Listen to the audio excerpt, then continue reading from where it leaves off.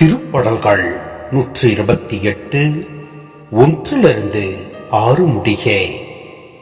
ஆண்டவருக்கு அஞ்சி அவர் வழிகளில் நடப்போ பேறு பெற்றோ. மது உழைப்பின் பயனை நீர் உண்பீர். நீர் நற்பேரும் நலமும் பெறுவே.